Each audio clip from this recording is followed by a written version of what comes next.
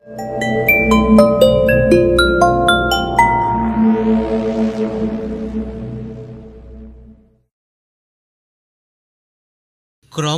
বৃষ্টি আর সত্যি ভালো লাগছে না। তাও যদি বৃষ্টি হতো তাহলে তো বাঁচোয়া, কিন্তু তার থেকেও বেশি সমস্যা হলো এই কলকাতা শহরে জল দাঁড়িয়ে থাকা। সত্যি বলতে কি, গোটা 4 দিন একটানা বাড়িতে থাকতে থাকতে আমি বিরক্ত আর খিটখিটে হয়ে পড়েছি। এদিকে ব্যোমকেশ আবার সেই যে তখন থেকে একটা বই নিয়ে কী সব পড়ে চলেছে কে জানে। তাই এই নীরবতা সহ্য করতে না পেরে আমি বললাম, আচ্ছা ব্যোমকেশ, তোমার তো না হয় ওই বই পড়ে সময় কেটে যাচ্ছে, কিন্তু একবার আমার কথাটা ভাবো তো। একঘেয়ে বাড়িতে সেই থেকে বসে আছি, এভাবে না পাচ্ছি নতুন গল্পের প্লট, আর না পাচ্ছি গল্প লেখার ইচ্ছা। ব্যোমকেশ এবার নিজের চোখের সামনে থেকে বইটা সরিয়ে বলল, কি হলো ভাইয়া, এত রেগে যাচ্ছ কেন হে? আর রাখবো না, চারিদিকের এই হতাশাগ্রস্ত জীবন আমার আর ভালো লাগছে না ব্যোমকেশ। তাই? এরপর ব্যোমকেশ একটু ভেবে বলে,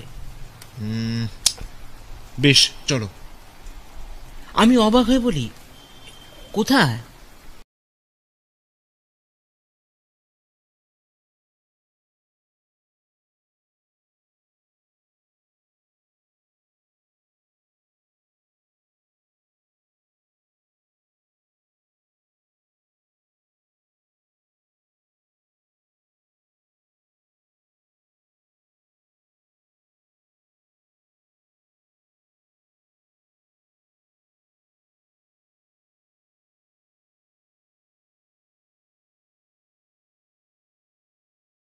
রাস্তায় যেতে যেতে ব্যোমকেশ একটাও কথা বলেনি, খালি পাড়ার তেলে ভাজার দোকান থেকে বেগুনি কিনে নিল।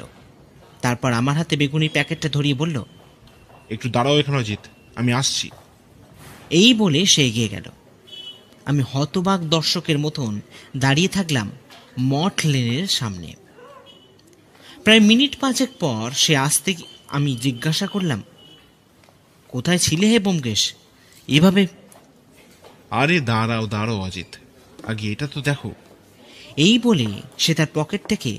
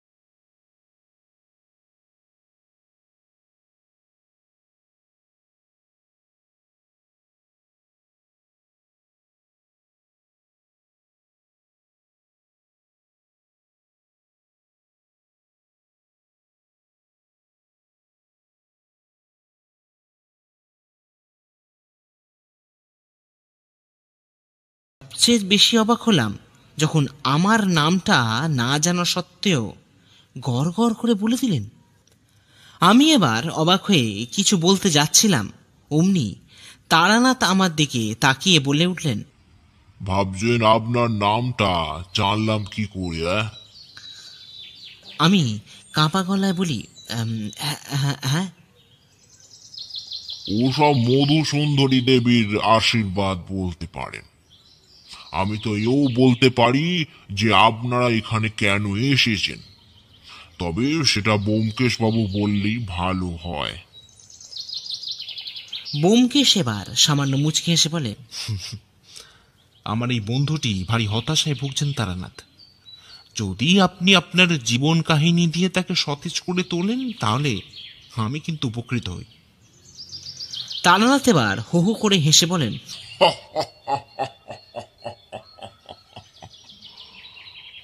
পুরোটা বন্ধুর ওপর ছেড়ে দিলেন সত্যান্বেষী বাবু। আপনার বুঝি এখানে আসতে মন চায় না? আমি এবার বলি, একদম ঠিক বলেছেন তারানাথ, ব্যোমকেশ সব জায়গাতে এমনটি করে। আমি তো জানতাম না, এখানে এসে আপনার সাথে পরিচয় পাই। বেশ, আপনাদের ইচ্ছা পূর্ণ হবে। তবে আমি বিনা পারিশ্রমিকে কোনো কাজ করি না কিন্তু। আমি বললাম, হ্যাঁ সে তো ঠিক, বলুন আপনার সাম্মানিকটা কত? ব্যোমকেশ এবার আমার কথা থামিয়ে বলে, দাঁড়াও অজিত, তুমি যে পারিশ্রমিক ভাবছো সেটা কিন্তু এটা নয়। এই বলে নিজের পকেট থেকে পাসিং শোয়ের সিগারেটের বাক্সটা বার করে তারানাথের হাতে দেয় ব্যোমকেশ। তারানাথ তারপর বলেন, আমি তো জানতাম আপনি ঠিকই আনবেন।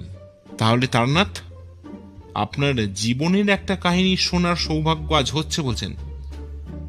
হবে হবে ব্যোমকেশ বাবু, হবে।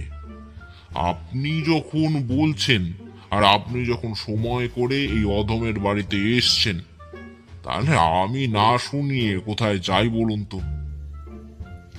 এই বলেই ভদ্রলোক সিগারেট ধরিয়ে লম্বা একটা টান দিলেন, তারপর ধোঁয়া ছেড়ে বললেন,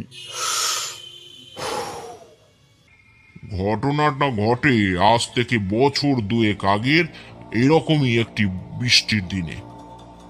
সেদিন সকাল থেকেই এই বৃষ্টি অনর্গল হয়ে চলেছে। শহরের রাস্তা ঘাট যাকে বলে জলে টইটুম্বুর। তা সকাল থেকে তো বসে থাকলেও তেমন কোনো যজমানের দেখা পাই না। আর এই বর্ষাতে কেউ আসবেন বলেও আমার বোধ হয় না। তা এমনিতে আমি এই ঘর ছেড়ে উঠে ঘরের ভেতর চলে যাব। ঠিক সেই সময় দেখি একটা বছর 35-এর যুবক হন্তদন্ত হয়ে আমার কাছে এসে ঢোকে।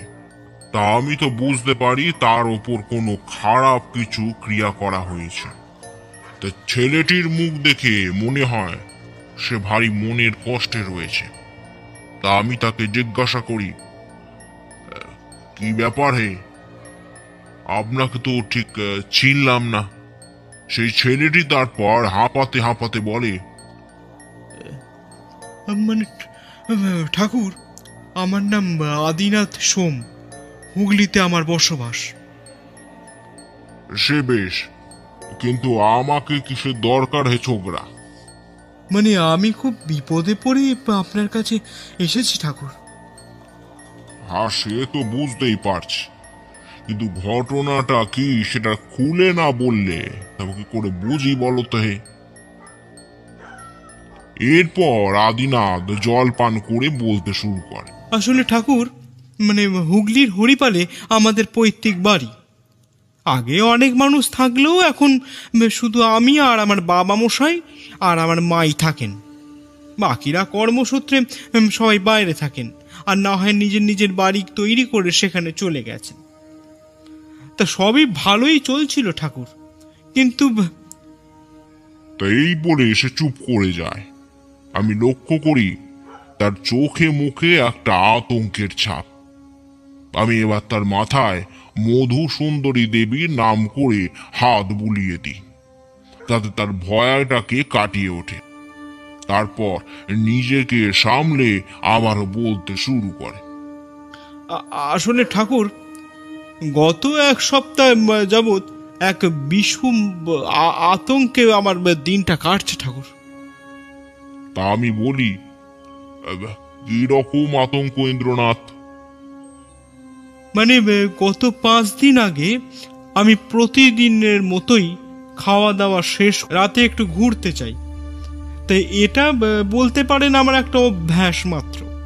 কিন্তু সেদিন রাতে আমি ছাদ থেকে এই বাড়ির পেছন দিকে পুকুরের পাশে লক্ষ্য করি কি যেন একটা নীলাভ আলো গোটা পুকুরময়কে ছেয়ে ফেলেছে। প্রথমে আমি একটু দেখে ভয় পেয়ে যাই, পরে কোনো মতে নিজেকে সামলে দেখি ছেলের জন্য জোনাকি পোকার মতন গোটা জায়গাটাকে নীলাভ আলোয় ভর্তি করে দিয়েছে ঠাকুর।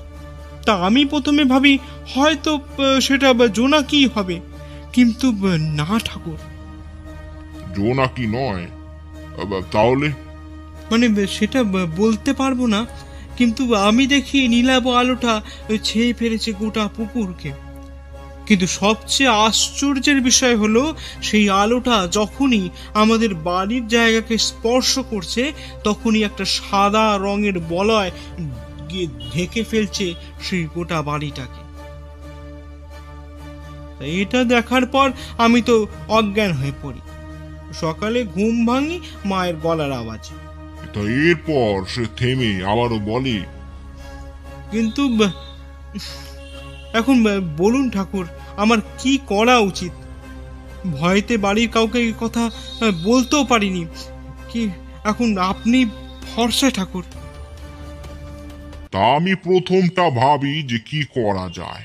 এখানে যে ভালো আবার খারাপ উভয় শক্তি ক্রিয়াশীল সেটা বলে দিতে হয় না। কিন্তু আমি তারপর আদিনাথকে বলি, দেখো আদিনাথ, এভাবে এখান থেকে কিছু বলা সম্ভব নয় ভাই। তোমাদের বাড়িতে না থাকলে কিছু বোঝা যাবে না। তাই বেশ তো ঠাকুর, আপনি এলে তো আমাদের স্বস্তি পাই। তাহলে কবে যাবেন বলুন? কালকেই, কারণ এসব কাজ ফেলে রাখা ভালো নয়। আর এই ফুলটা নিয়ে গিয়ে তোমার সঙ্গে রেখে দাও যতক্ষণ আমি তোমাদের বাড়িতে না পৌঁছাই। এই বলে আমি পকেট থেকে একটি ফুলের টুকরো মায়ের চরণের ফুল তার হাতে সমর্পণ করি।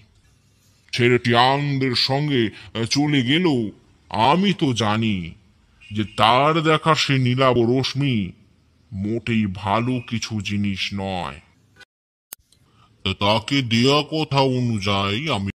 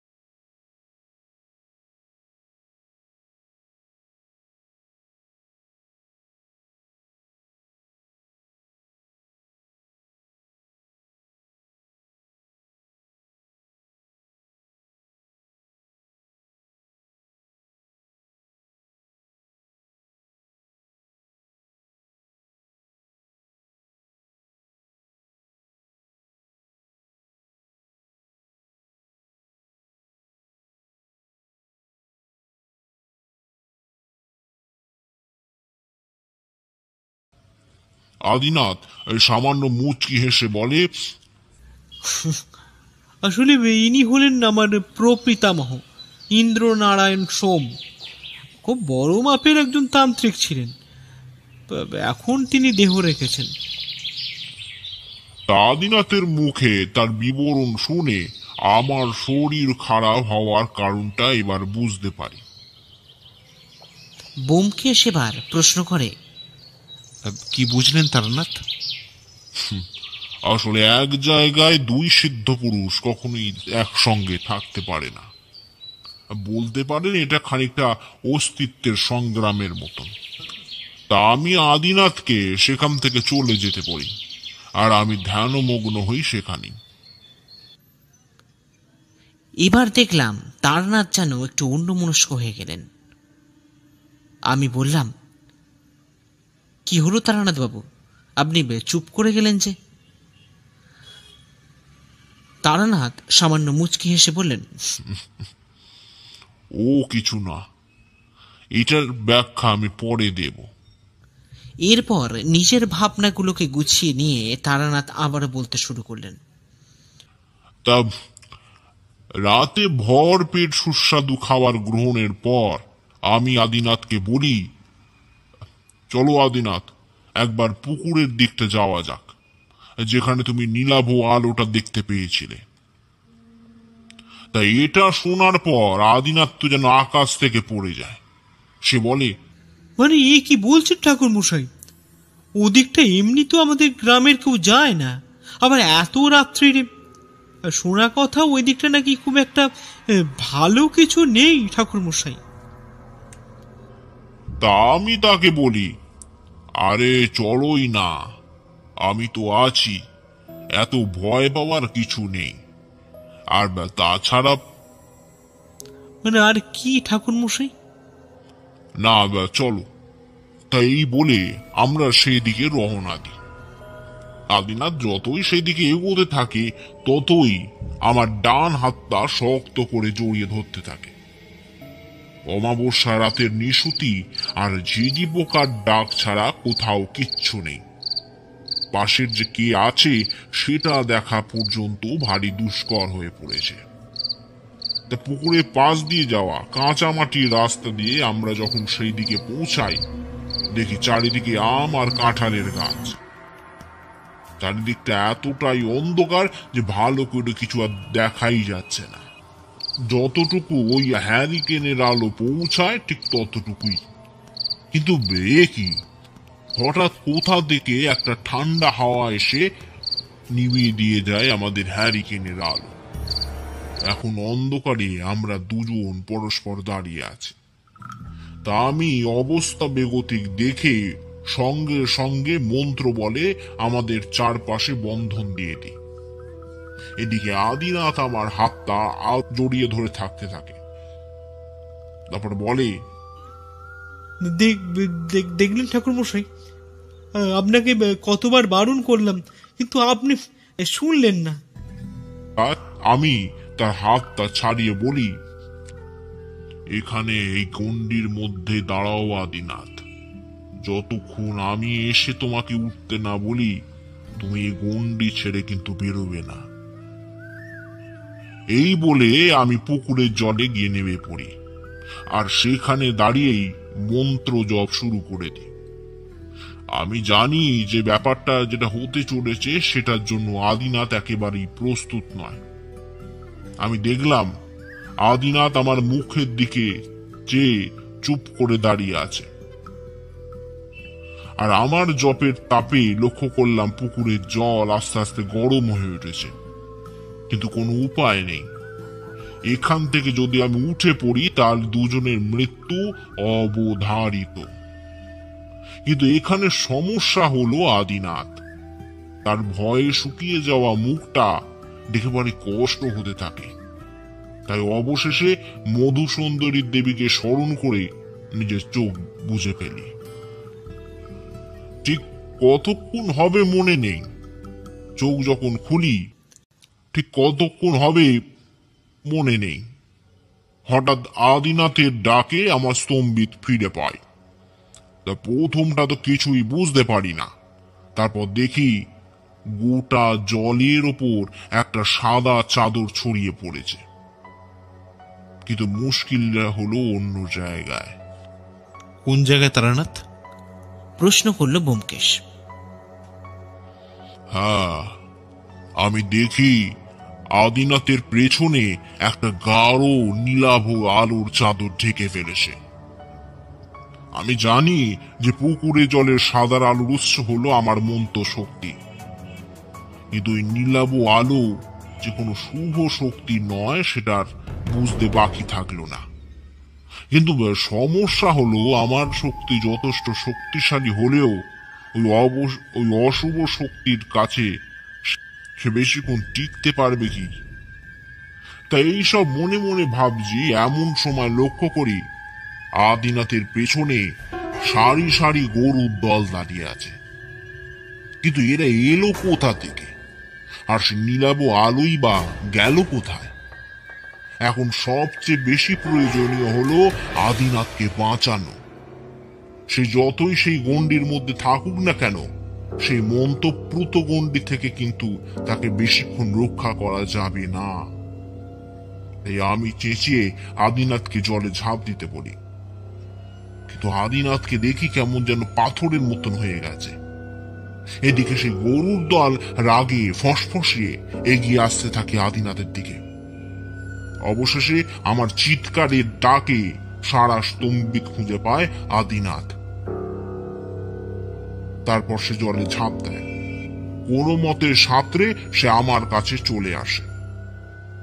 এবার যা কিছু করতে হবে আমাকে, কিন্তু এত ভয়ানক গরুর দলকে সামলাবো কেমন করে কিচ্ছু বুঝতে পারছি না। খালি জানি আজ ঈশ্বরই ভরসা। এমনিতেই এক বিশাল সমস্যার মধ্যে আছি আমরা। তার উপর গরুর পাল এগিয়ে আসতে থাকে পুকুরের দিকে। এরা যে কোনো স্বাভাবিক গায়ে বাছুর নয় সেটা বলা লাগে না। আমি মনে মনে জব আরো বাড়াতে লাগলাম। তো কিছুক্ষণ ওদের আটকাতে পারলেও ওদের সংখ্যা দেখি আরো আরো বাড়তে থাকে। কিন্তু এবার তো আমার পক্ষে সামলানো আর সম্ভব হচ্ছে না। বয়সের চাপে শক্তি প্রথমটা বাড়লেও পরে আস্তে আস্তে কমতে থাকে। এখন সত্যি বলি তো, বাঁচার শ্বাস আর নেই। কিন্তু এ কি, হঠাৎ আমাদের চমকে দিয়ে আদিনাথের বাড়ি থেকে বেরিয়ে আসতে থাকে সেই প্রবল এক সাদা রশ্মি, যার সাহায্যে আমার ক্ষমতা প্রায় 4 গুণ বেশি বেড়ে যায়। তার জ্যোতির ছটায় ধ্বংস হয় অশরীরী গরুর পাল। এটা দেখার পরই আদিনাথ অজ্ঞান হয়ে যায়। সকালে খাওয়া দাওয়া শেষ করে আমি আবারও বাড়ির উদ্দেশ্যে হরিপাল থেকে রওনা দিই। এবার আমি বলি, সে তো বুঝলাম তারানাথ, কিন্তু ব্যাপারটা আসলে ঘটলো কি সেটা তো বুঝলাম না। তারানাথ হো হো করে হেসে উঠে বললেন, এখনো বুঝলে না? হ্যাঁ। তারপর ব্যোমকেশের দিকে ফিরে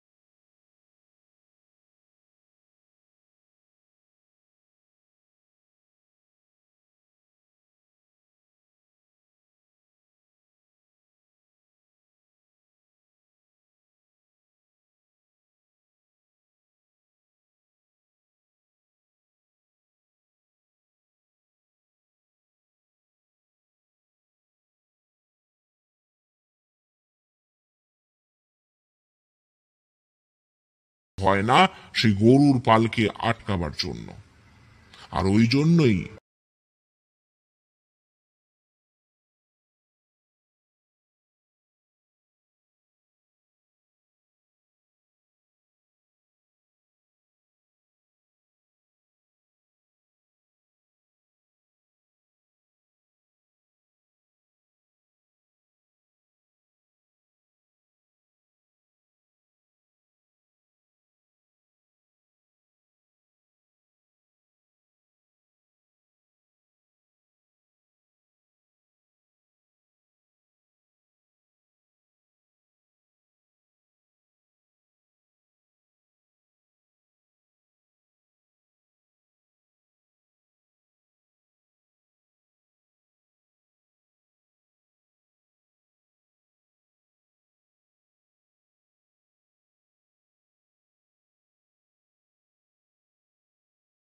ব্যোমকেশকে জিজ্ঞাসা করলাম, কি হলো ব্যোমকেশ, তুমি চুপ করে গেলে যে? ব্যোমকেশ এবার নিজের হাঁটা থামিয়ে বলল, দেখো অজিত, তারানাথের সব কথা কি বিশ্বাসযোগ্য তোমার কি মনে হয়? আমি একটু ভেবে বলি, দেখো ভাইয়া, অলৌকিক ঘটনাগুলো বিশ্বাস করাটা সত্যিই বড় কঠিন ব্যাপার আমার কাছে। ব্যোমকেশ এবার মুচকি হেসে বলে, আচ্ছা অজিত, এই অলৌকিক বিষয়টা কি? ওই ধরো না, যেটা কল্পনাতেই সম্ভব। ভুল বললে ভাইয়া, এই পৃথিবীতে অলৌকিক বলে কিচ্ছু নেই। এখানে যেটা ঘটছে সবকিছুই কিন্তু বাস্তব, ঠিক তোমার আর আমার মতন। তবে আমাদের সঠিক জ্ঞানের অভাবে আমরা সেগুলোকে অলৌকিক মনে করি। তাহলে তুমি ভূত প্রেত সবকিছু মানতে বলছো একজন সত্যান্বেষী হয়ে? দেখো, মানতে ক্ষতি কি, তবে কুসংস্কার না হলেই হলো, আর এটাই খেয়াল রাখা উচিত। আর বাকি রইল আমার সত্যান্বেষণের। তাহলে বলতে হয়, তারানাথের কথাতে যে সত্য নেই, বা সেটাই বা কি করে প্রমাণ করা যায় অজিত? আর তার জন্যই তো বললাম জ্ঞানের দরকার। আমি এবার বলি, তবে একটা কথা মানতে হচ্ছে ভাইয়া। কি? তারানাথে গল্প বলার একটা সুন্দর কায়দা আছে কিন্তু। ব্যোমকেশ হেসে বলে, সবকিছুই অভ্যাসের ব্যাপার অজিত। এবার চলো রহস্যে ফেরা যাক। এই বলি ব্যোমকেশ এগিয়ে যায় রাস্তার সামনের দিকে।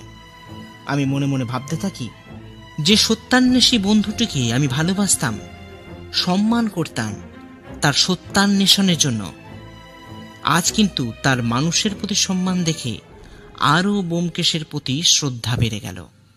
লক্ষ্য করলাম ব্যোমকেশ মটলেনের অন্ধকার গলি থেকে বেরিয়ে রাস্তার আলোর মধ্যে মিলিয়ে গেল।